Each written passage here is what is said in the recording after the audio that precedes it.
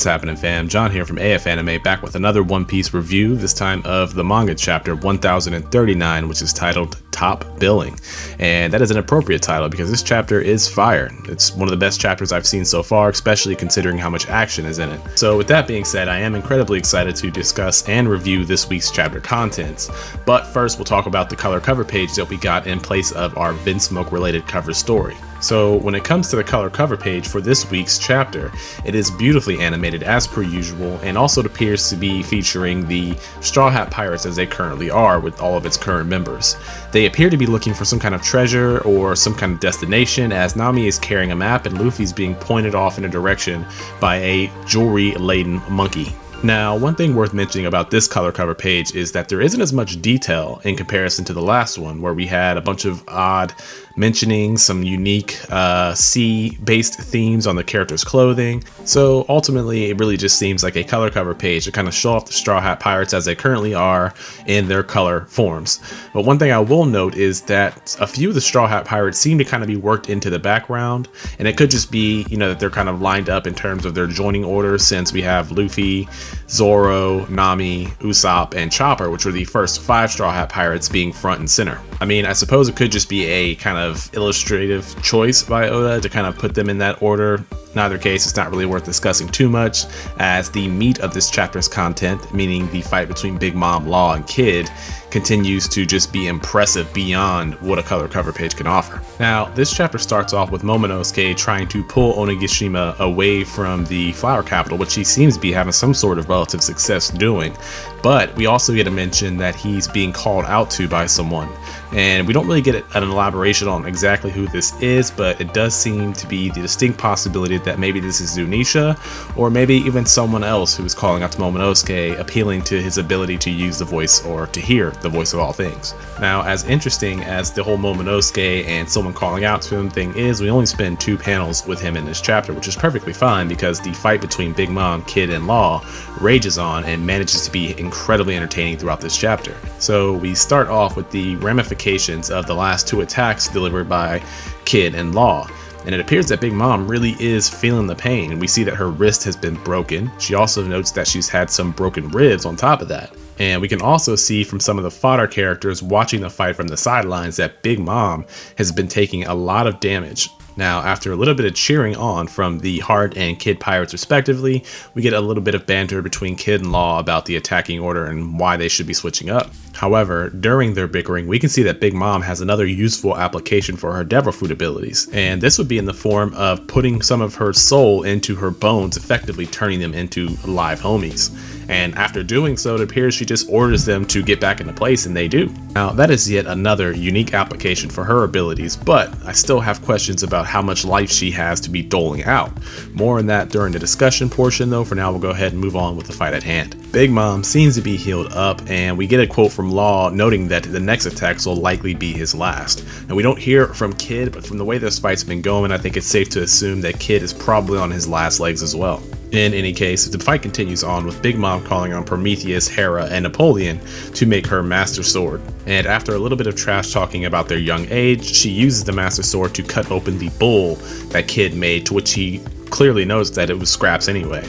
He jumps off and uses his Awakened Devil Fruit ability, the Assign technique, to attract her to a magnetic surface, and he does something interesting here. We see that he uses the letter S to assign to her forehead and the letter N to assign to the part of the tower that she's been attracted to. Now, narrowly, we don't get an exact statement or an explanation from Kid as to what these letters and his powers are associated with, but from what it would seem, it appears that maybe using the letters S and N, or possibly all of the letters of the word assign, might imply that there's different levels of attractive magnetism that he can assign to certain objects or certain people. In the grand scheme of things, it does have an effect, but doesn't matter too much in terms of Big Mom and her absurd strength, as she still manages to stand up and turn around so that way the tower faces the large bull that is now charging at her. She ends up tanking the attack and taking all that weight on her back before using a named move that seems like a personification of the energy combined with Prometheus, Hera, and Napoleon. The attack attack is rather long in terms of its name, and it is named Mother's Visit Cannon 3000 Leagues of Misery. Now, it's hard to tell whatever this thing is that Big Mom has created, but from what the side characters imply, that this thing actually has a living will to itself, similar to a homie,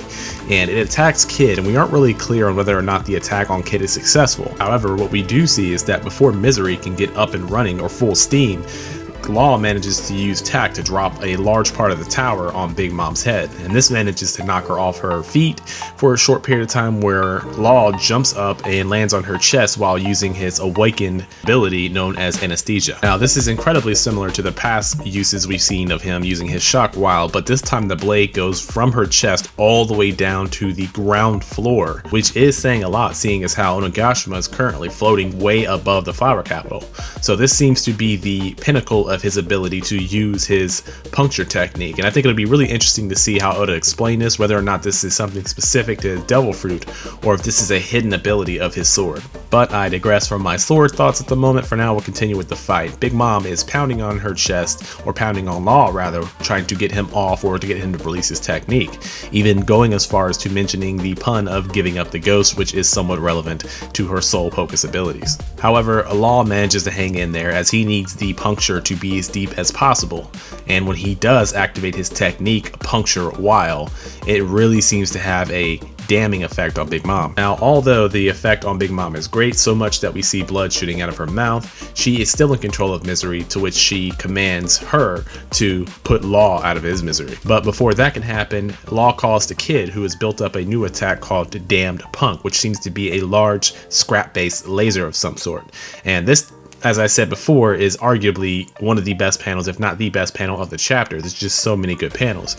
But we see that this attack, even though Big Mom is egging it on, does have another amazing effect of damage on Big Mom herself. Now, as the panel would imply, it would seem that Big Mom is finished with that attack, but we've had many misleading end chapters to Big Mom taking an attack and thinking that might be the end of it. But we do see from Law at the very last panel of this chapter that he says that your era is over.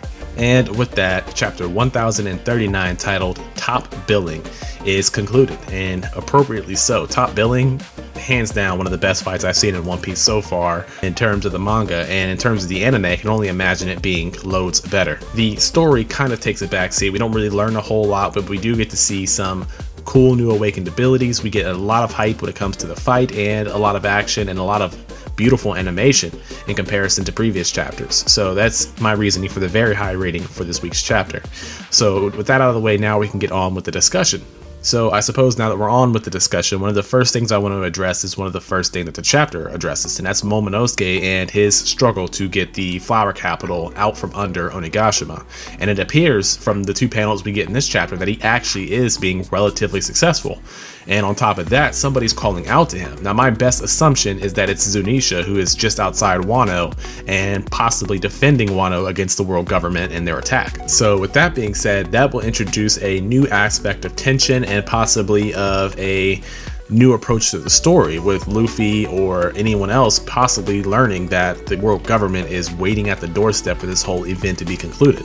Also, we get the added benefit of knowing that if Momo is successful in moving Onigashima from possibly crushing the flower capital, he could be done with his task. We might get the reveal of his human form and his advanced age, as well as him communicating with the entirety of Wano, or at the very least Luffy, about the whole world government situation, or Zunisha. Now, the next thing I want to talk about is Big Mom and her potential for coming back after the attack at the end of this chapter. Now, we know that she is a physical tank. That much has been stated and emphasized throughout the entirety of her presence within One Piece. But it is interesting to see that she can assign her life force to her own bones for the sake of sparing herself from injury. And that has some very interesting connotations to it, because if she keeps using her life to repair her damage or to, create homies to assist her in her battles, when is she going to die? Like, does she have an extended lifespan like the giants? I mean, how much exactly can she do in terms of just doling her life out to any situation that calls for it? Now, I don't want to take credit away from Kid and Law for the incredible things they've accomplished in this fight, but it is entirely possible that Big Mom could defeat herself just by giving away too much life to too many inanimate objects. And on top of that, she still does have the out of her family showing up. I mean, we know Parasparow's pretty much out for the count, but honestly, he's only one of many of her children who tagged along with her on this journey. So given the fact that Law and Kid are probably going to be too exhausted to continue the fight any further after this chapter, it is likely that her family could just show up and save her from instant death. Now, I do have more thoughts on Big Mom's role within Wano and how she may or may not be walking away from Wano with her life, but I'll save that for another potential standalone video. For now, we'll talk about Law and Kid and their awoken devil fruit abilities. Now, when it comes to Law, it would appear that in terms of his offensive capabilities with his devil fruit, that this would actually be the peak of his fruit's capabilities. However, unless he's going to die in Wano, which I highly doubt, I do think that we have more to expect from the Appi Appi no Mi, as it is one of the most complex fruits that we've seen within the world of One Piece, and plus with the entire concept of the blessing of immortality, I can't imagine that Oda would pass up the opportunity to use that fruit's ability. And as cool as Kroom is for an ability or an awakened ability, I don't think that is going to be all we'll see from Law and his awakened devil fruit. Naturally, the next one to talk about would be Kid and his awoken devil fruit abilities, and I'd have to say, for me at least, his abilities were more impressive in this chapter, even though Law's were cool on their own. We got to see this letter assigning ability where he assigned S to Big Mom's forehead and the letter N to the tower wall that he affixed her to, so that way she couldn't move.